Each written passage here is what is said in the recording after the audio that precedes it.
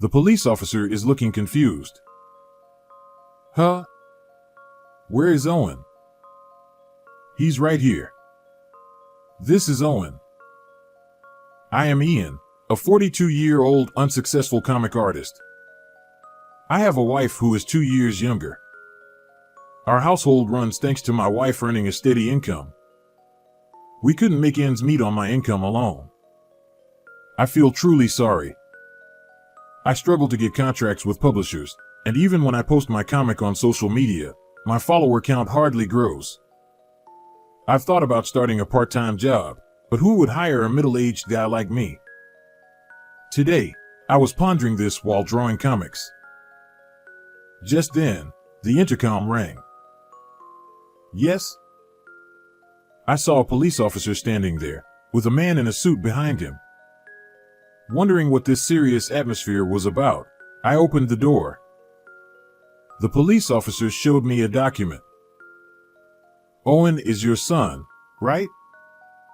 We have an arrest warrant for him. It was an arrest warrant. They said my son had committed fraud. That must be a mistake. Owen committing fraud.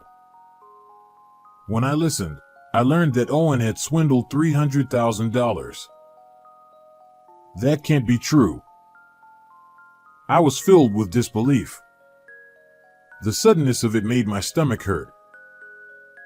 Can I take some stomach medicine? No. Are you trying to destroy evidence?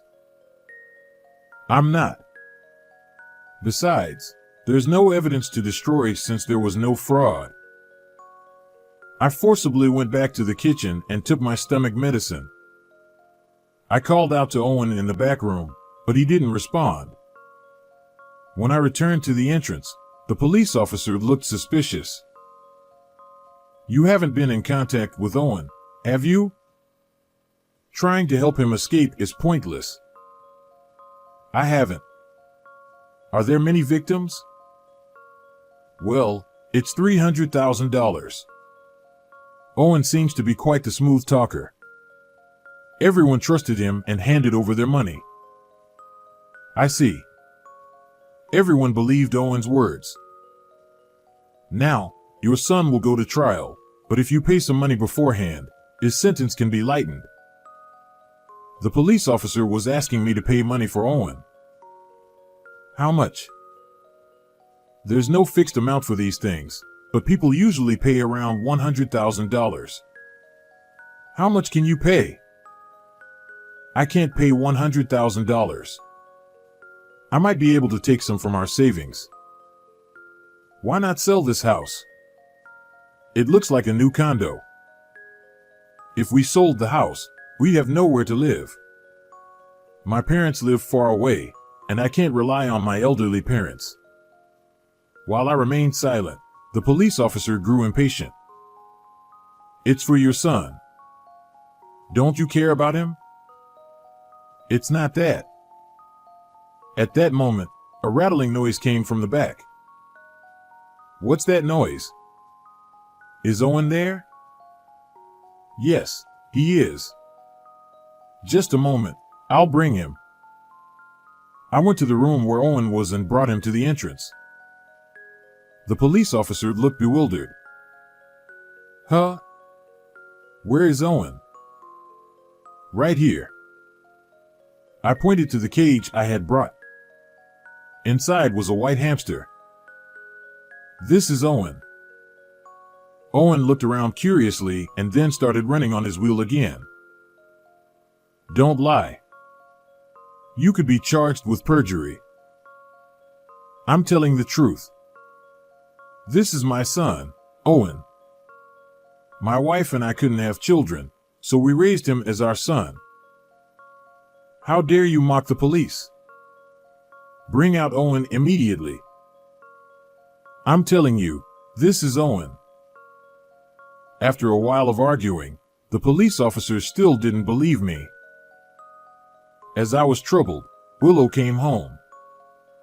After briefly explaining the situation, Willow also explained that this hamster was Owen, but the police officers still didn't believe it. You two are obviously in cahoots. How long are you going to keep lying? I'm not. I was at a loss. At that moment, Willow spoke to the police officer. Aren't you the ones lying? The police would know that we don't have a child if they checked. Are you insulting the police? Do you want to be arrested for obstructing official duties? Can you show us your police badge? That's not the issue here. Bring out Owen first. Can't show it. The police are supposed to show it when asked by citizens. We can show it. The police officer quickly flashed his badge and put it back in his pocket. Which precinct are you from? What's your phone number? I'm Smith from the Los Angeles precinct. I forgot the phone number. Los Angeles precinct, right? I'll call to confirm. I can find the number myself. The police officer started to panic. There's no need to call the precinct over something so trivial. Then, tell me your ID number. My ID number is 54321. And you? Willow asked the other man.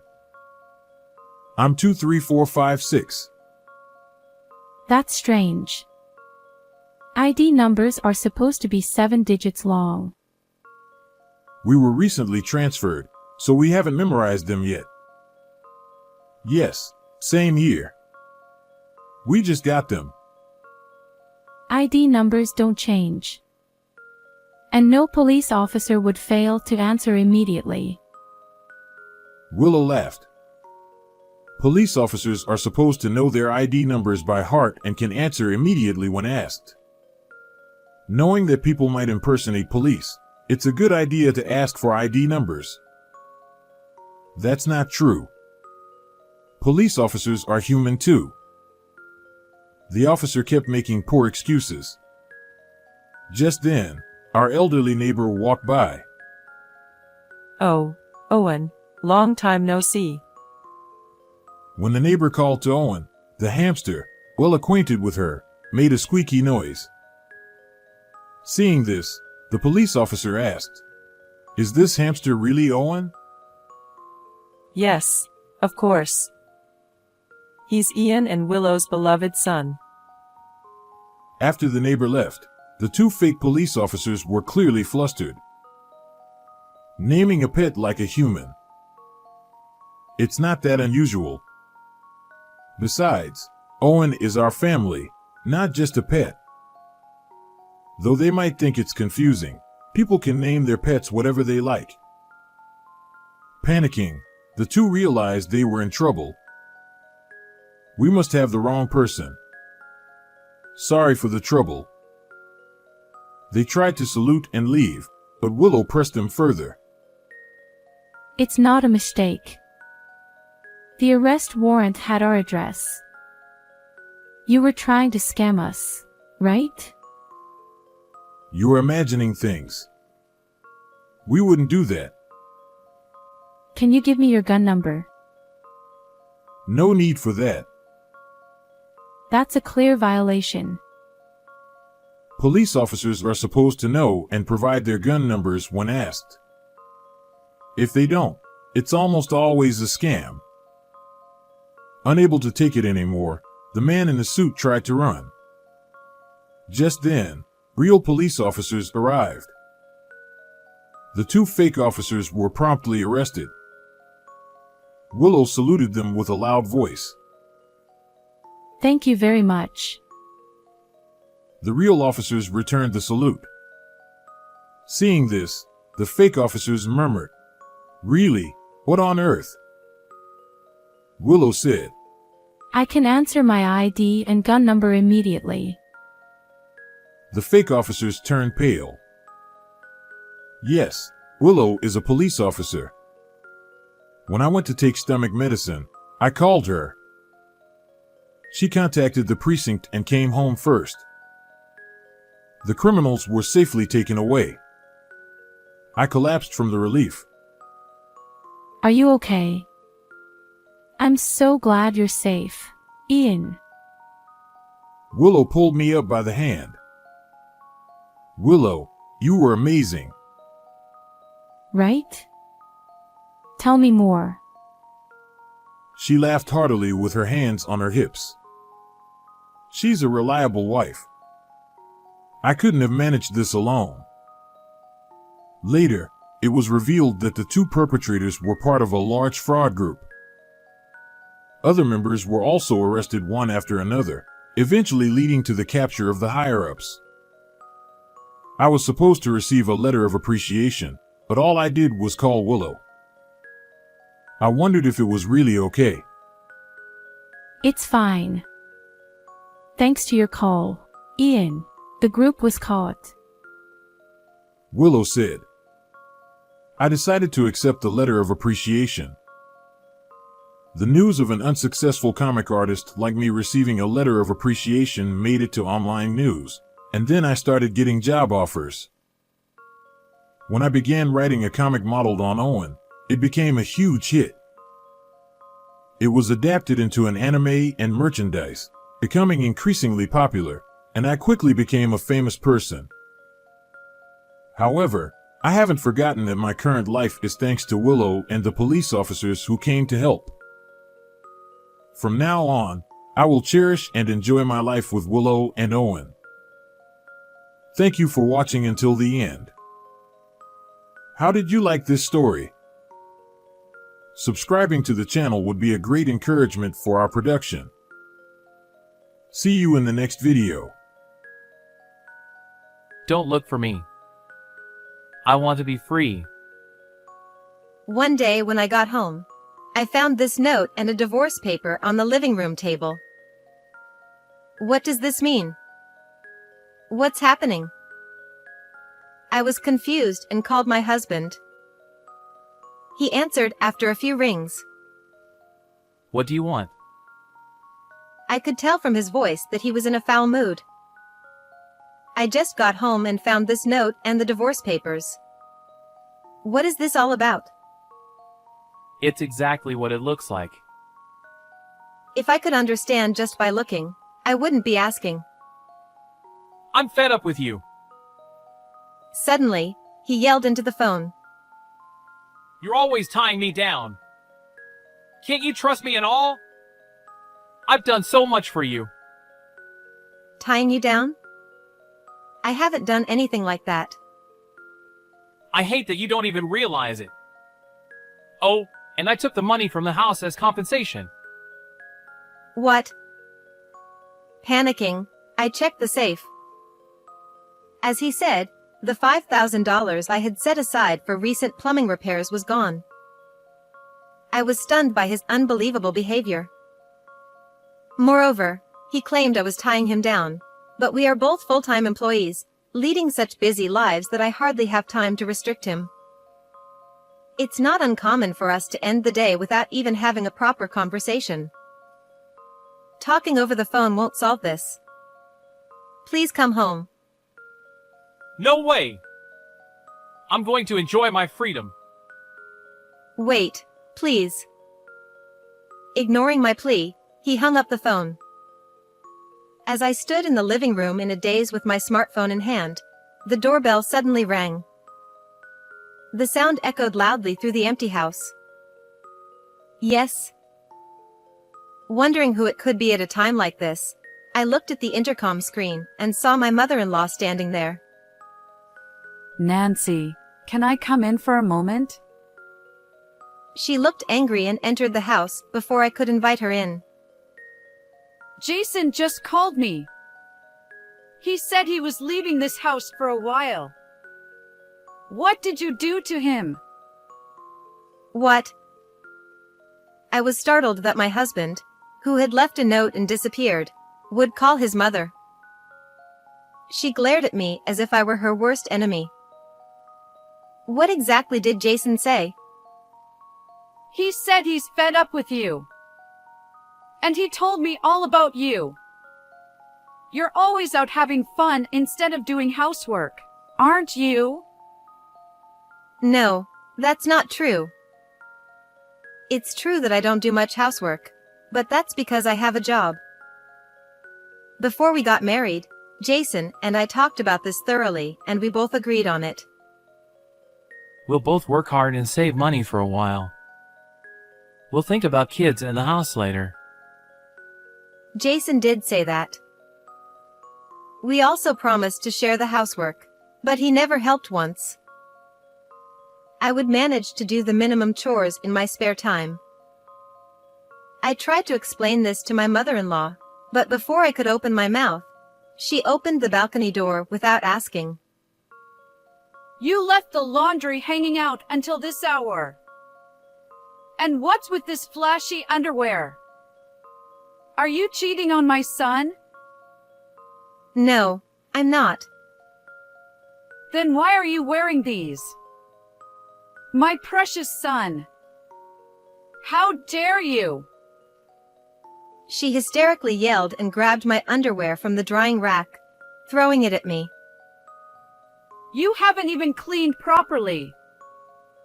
And what's with all this pre-cooked food? You're just being lazy. She opened the refrigerator without permission and ruthlessly threw away the food I had prepared on my day off. Please, listen to me. Who would listen to you? When Jason comes back, I'm making sure he divorces you.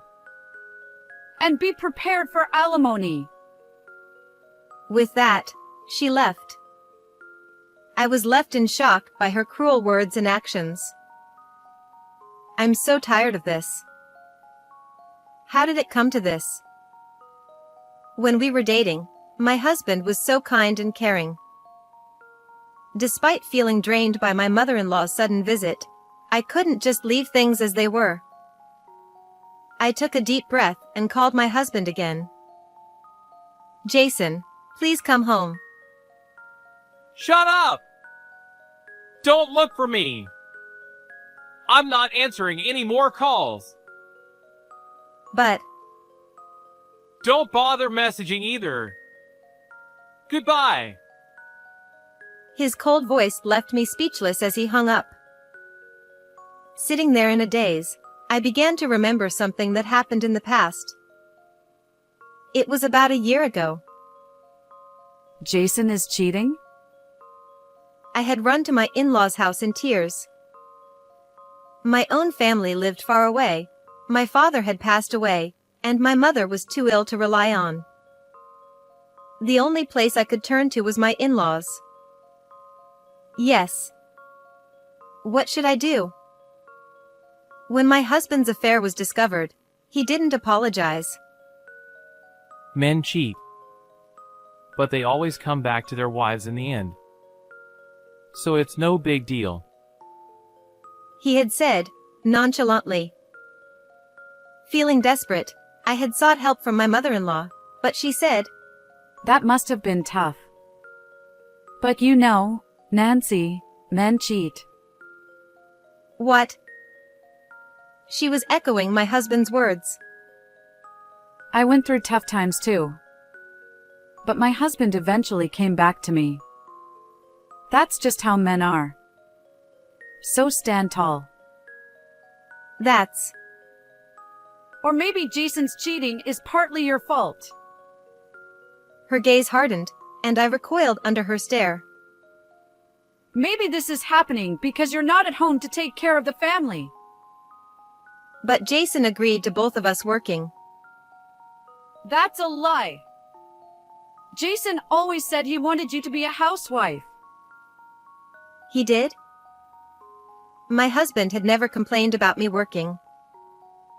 But had he told his mother differently? Was he feeling differently all along? Anyway, you two need to sit down and talk things over. With those cold words, she sent me away, and I could only go back home. Later, when I tearfully confronted my husband about his affair and mentioned the possibility of divorce, he finally apologized. I didn't realize you were so upset. Nancy! I'll never cheat again. He said, But that promise was also broken. After that, he has continued to cheat, apologizing whenever I confront him. I was already wondering how long this could continue when he said, Don't look for me.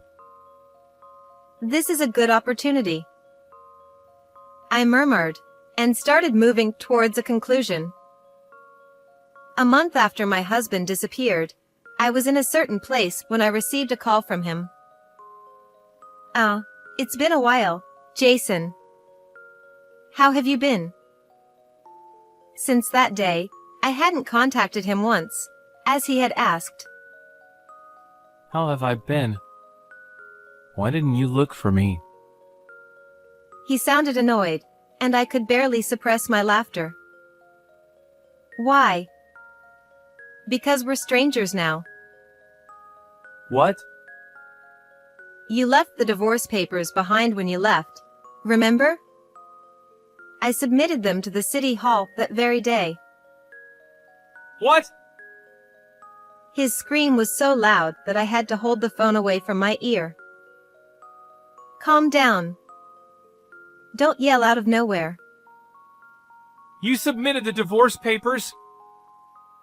Yes. You were so fed up with me that you disappeared. Isn't that what you wanted? But... I mean, it's not the first time I've left. True. How many times has it been since we got married? Each time, I worried like a fool. Then this time, too. But this time, you even left the divorce papers. You wouldn't have written something like that as a joke, would you? Oh. Well, that was... Or are you saying that your past disappearances and even writing the divorce papers weren't serious? He was clearly flustered. His disappearances were essentially just a childish game. At first, I genuinely worried, but once I realized his actions were just to get my attention, I grew indifferent. His repeated infidelities were likely for the same trivial reason, to provoke my jealousy. My outward confusion over my husband's actions was just an act.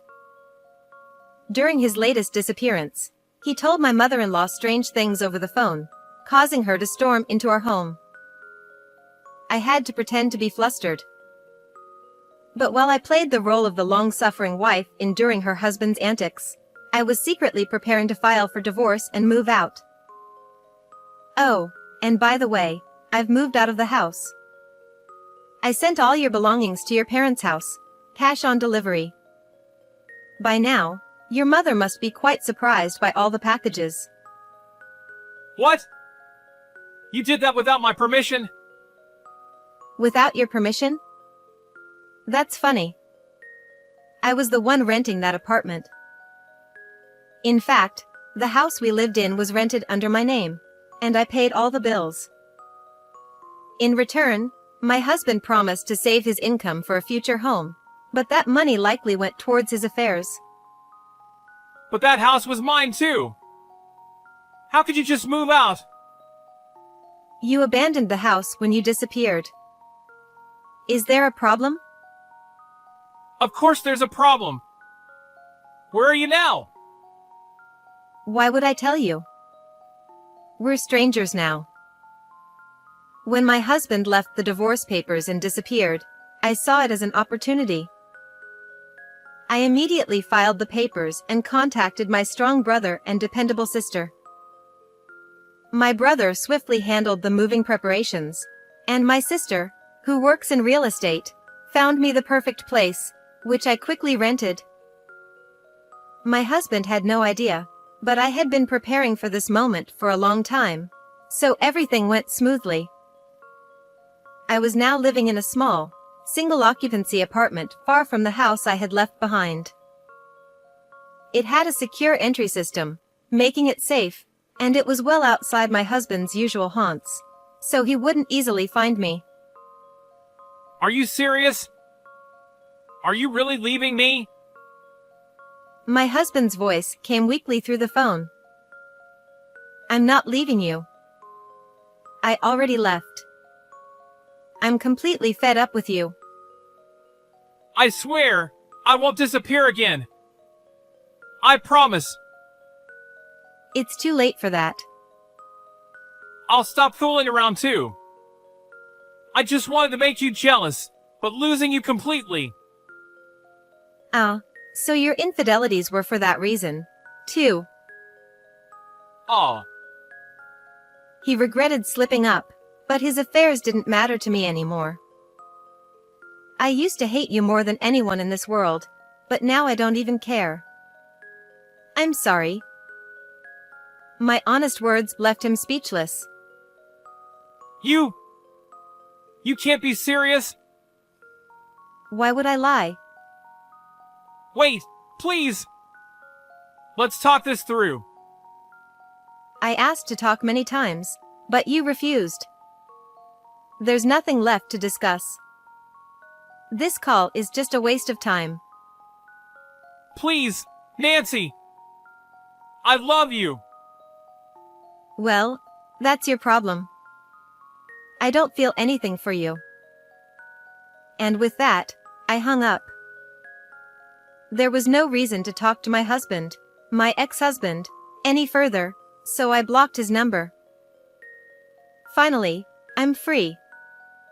Time to enjoy my freedom. I shouted this joyfully in my new apartment, feeling a profound sense of relief. Now, for the rest of the story. Having lost his place to live, my ex-husband had no choice but to move back to his parents' house. His belongings were piled up in front of the house, and the neighbors were whispering about it. My former mother-in-law was furious and confronted him upon his return. Her yelling was so loud that everyone in the neighborhood found out he had been dumped by me. Additionally, my ex-husband tried to shift the blame, saying, It's because Mom bullied my dear wife that this happened. As a result, it became known that my former mother-in-law had been mistreating me, and she was ostracized by the neighbors, leading to a lonely life. At my ex-husband's workplace, rumors spread that he was divorced because of his infidelity, causing him to be shunned by his superiors, subordinates, and colleagues. Left with nowhere to turn, he sought comfort from his mistress, but she dumped him as soon as his money ran out. It turned out that I had been paying all the living expenses, and without my financial support, he quickly ran out of money. Now, with no one to rely on, my ex-husband spends his days like an empty shell. It's a classic case of reaping what you sow. Meanwhile, I'm thoroughly enjoying my newfound freedom as a single woman. My sister has offered to introduce me to someone nice, but I want to enjoy this freedom a little longer. If I meet someone one day who I feel I want to share my life with, I might consider marriage again.